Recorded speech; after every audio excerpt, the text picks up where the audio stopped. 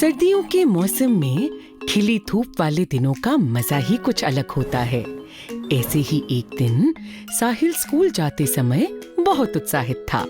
साहिल school की तरफ जा रहा था कि रास्ते में उसे सभी दोस्त भी मिल गए। साहिल, आज तो तुम बहुत उछल कूद कर स्कूल जा रहे हो।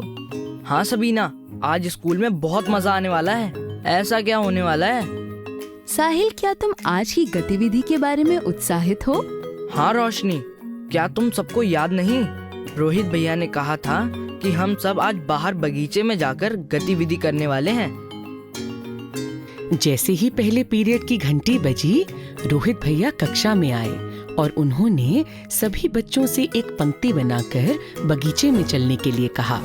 रोहित भैया, आज हम क्या करने वाले हैं? सही समय पर सवाल पूछा साहिल।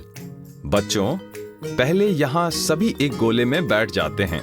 आने वाली कला प्रदर्शनी के लिए हमें विभिन्न प्रकार के कला चित्र और शिल्प बनाने हैं। इस बार का विषय प्रकृति है। प्रदर्शनी के लिए क्या हम यहाँ बागीचे में से कुछ इस्तेमाल कर सकते हैं? हाँ रोहित भैया, यहाँ पर बहुत से सूखे पत्ते हैं, कंकर भी है। हम इन सब चीजों से बहुत कुछ बना सकते हैं। तो चलो पहले यह सामान एकत्रित करते हैं।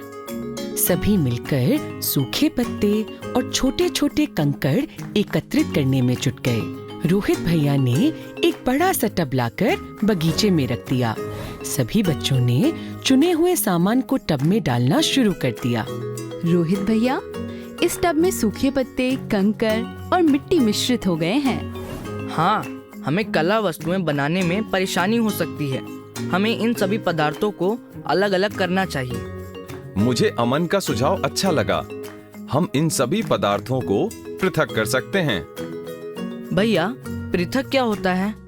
साहिल, जब हम किसी पदार्थ को किसी मिश्रण से अलग करते हैं, उसे पदार्थों का पृथक्करण या पदार्थों को पृथक करना कहते हैं।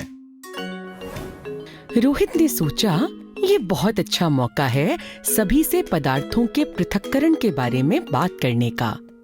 बच्चों, क्या कोई बता सकता है कि हम इस मिश्रण का पृथक्करण किस प्रकार करेंगे? यह तो आसानी से हो जाएगा। हम पत्ते उठाकर एक जगह रख सकते हैं और कंकड़ एक जगह। नीचे बस फिर मिट्टी रह जाएगी।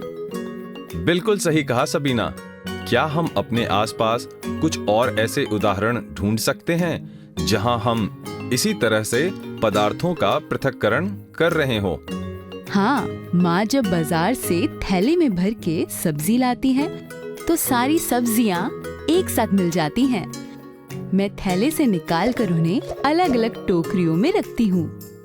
मेरे पिताजी जब चावल बनाते हैं तो पहले वो चावल के दानों को साफ करते हैं। वे हाथ से छोटे छोटे कंकड़ निकालकर अलग कर देते हैं और फिर पानी से धोकर धूल अलग कर देते हैं। अरे वाह, आप सभी ने बहुत ही अच्छे उदाहरण दिए। यह सब पदार्थों के पृथक्करण के ही उदाहरण हैं।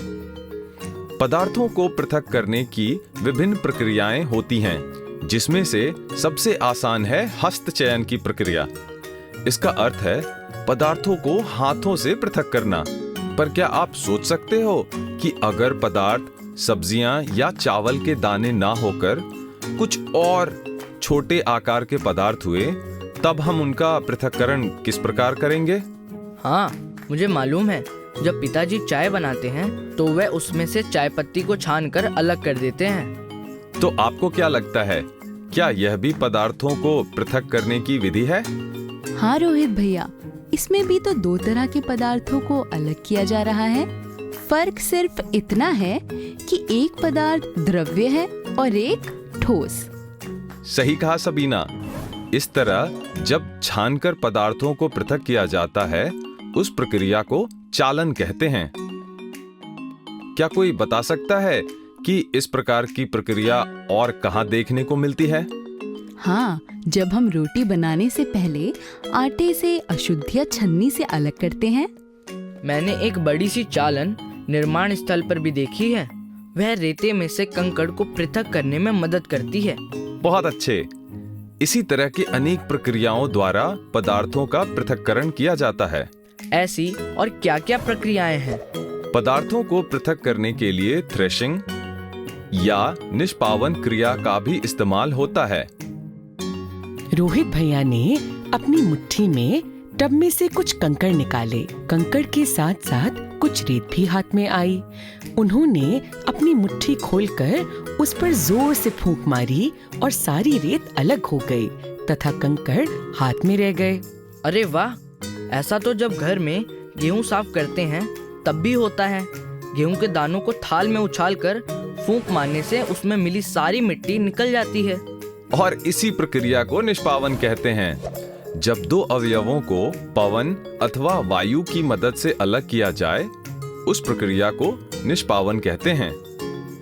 क्या कोई बता सकता है कि किस प्रकार से दो अवयव पृथक हो जाते हैं?